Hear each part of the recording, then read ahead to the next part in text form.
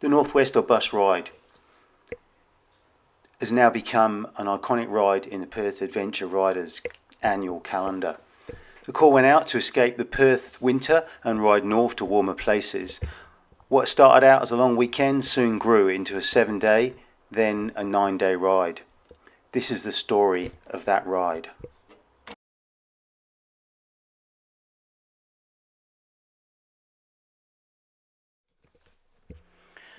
A couple of riders had competed in the Australian Safari in 2014 that had used many great tracks and station roads of the Midwest, Gascoyne and Pilbara regions. With this inside knowledge, a route was born and 16 riders loaded all they needed and headed north.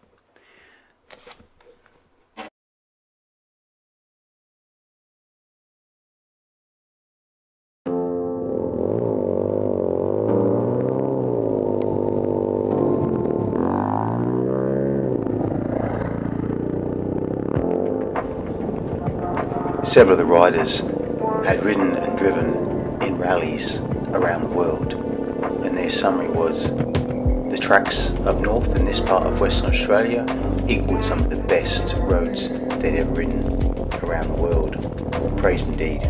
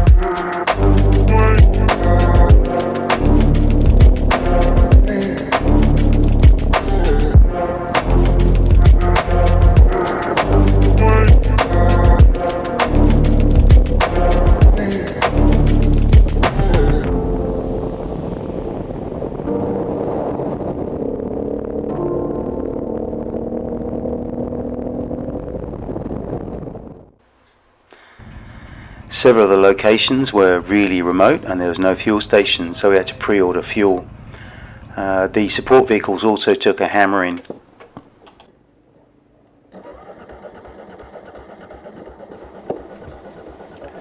By the time we arrived at Chile Station, approximately halfway through the ride, both of the KLRs were burning oil. In fact, Neil's bike was used 2.5 litres of oil in the last day it was running. Luckily we had a couple of professional mechanics on board, but they couldn't get the bike going. And where they failed, a local station hand we got on the job. With a can of Startia, he managed to get it going. However, the bike was terminal, was using oil like it was a two-stroke and was on the trailer for the rest of the trip.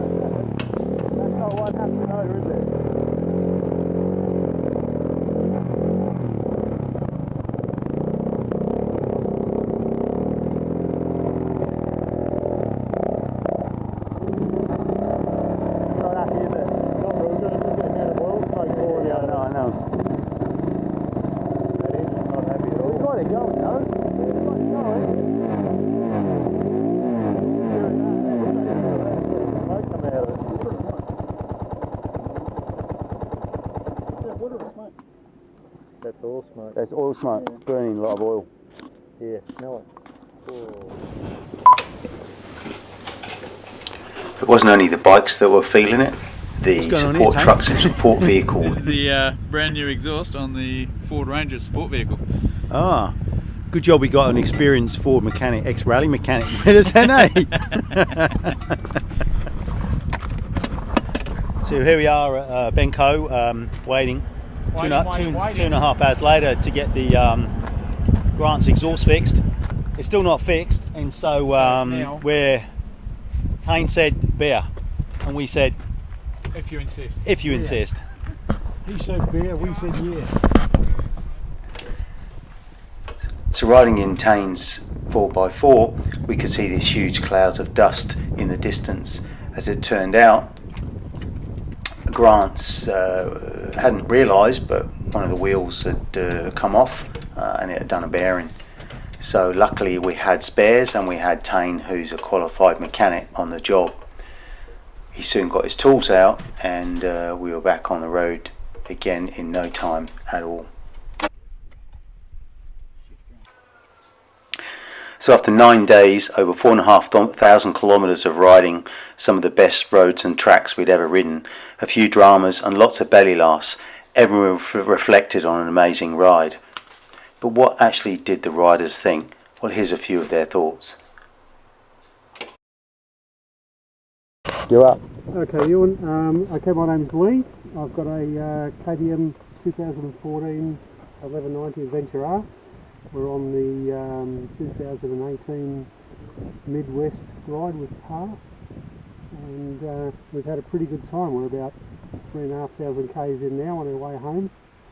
Unfortunately, we're now on the bitumen. We did about 2,500 on the dirt on the way up through Murchison and Gascoyne and up to Parabadoo and Tom Price and then across to Coral Bay. It's been a really good ride, and fortunately we kept ahead of the weather, which probably could have got us stuck in Mount Augustus. That would have got us stuck in Mount Augustus probably for a couple of days.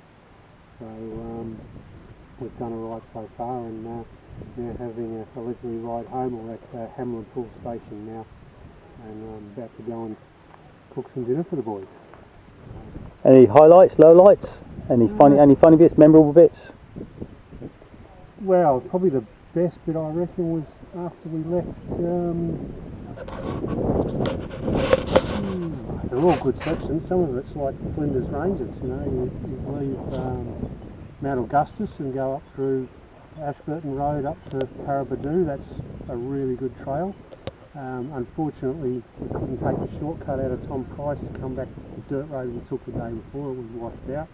Had to come the long way back through Parabadoo, but it's a really good road, a really good ride anyway. It's on the road, but it's awesome scenery through there. So it wasn't a disappointment to go through that way back to Coral Bay. You know, it was a long 600k day, but it was worth it in the end. You know, so no low points, nothing bad so far apart from Neil snoring.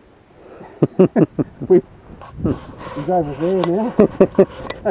About a kilometre away. So we'll steer clear of him. I hope I'm not downwind of him tonight and hear him again. Remember to count carefully when you're with Neil. He's had a couple of low points with his plug bunging up on his KLR. You get when you run diesel. Okay, thanks Lee. That's good. Next year. Awesome. For most people's views, but I grew up on a farm. I've been around motorbikes all my life, so I've managed to control it, and been able to get some good pace with the extra riding I've been doing. What bike is it? It's a KTM 1290 Super Adventure. It's only got 19-inch front wheels and 30-litre tank, so it's about as heavy as you ever want to go, and the smallest tyre combination. So not ideal for under a lot of people's eyes, but I can only afford one bike, and this is it. It's going to do my road work as well. So I was very happy how it went. I didn't come unstuck at any time, and I was able to keep a very good pace whenever I wanted to. Highlights, lowlights, anything you want to comment on? The riding or anything? Yeah, there was some really good country to ride in. All right. The first couple of days were just getting from A to B on dirt roads, some soft, sandy, fast trails. The coming out of Mount Augustus was excellent. Spirited riding. A couple of people got come unstuck during that, but thoroughly enjoyed it. And very much enjoyed how the bike handled it as well, considering how incapable people think it is. That was my 2017 KTM 1290 Adventure. Had an awesome ride, some really good tracks, learnt a lot from some of the guys. High points are just the tracks, great company, lots of beer, and generally great bunch of blokes to be with. Low lights are I binned it on one corner, so I caused a bit of damage. The front tyre is not really performing very well, so I need to change that out when I get back.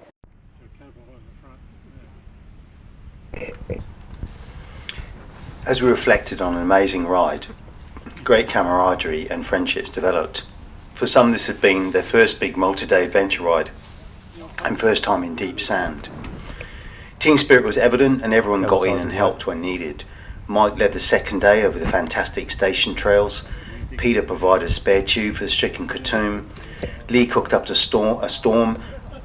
Murray, Steve and Tane used their rally and mechanical skills to get the 690 and the KLR and other various bikes on the road again. Pat changed numerous tyres. Tane